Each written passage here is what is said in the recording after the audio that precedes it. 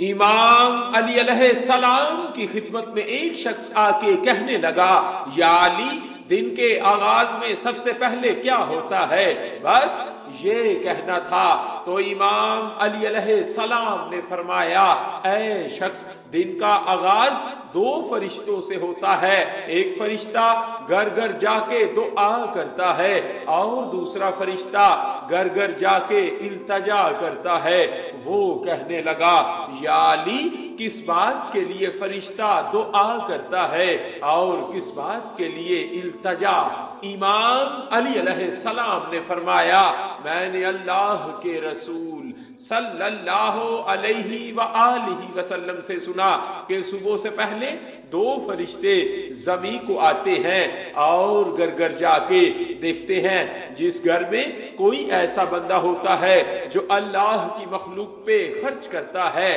اپنے عزیز و اقارب پہ خرچ کرتا ہے، اپنے گھر والوں کی ضرورتوں کو اپنا فرض سمجھتا ہے، تو ایک فرشتہ اللہ کے دربار میں دعا کرتا ہے کہ اے اللہ، اس کے ہاتھ کو کبھی تنگ نہ کرنا، اس کی نعمتوں کو بڑھاتے رہنا تاکہ یہ ایسے ہی اپنے عزیز و اقارب اور گھر کے افراد پہ خرچ کر سکے۔ اور دوسرا فرشتہ ڈھونڈتا رہتا ہے کہ گھر میں کوئی ایسا فرد تو نہیں جو اپنے مال کو عزیز و اقارب اور گھر والوں سے چھپا کے رکھتا ہے، اللہ کی مخلوقات پہ خرچ نہیں کرتا۔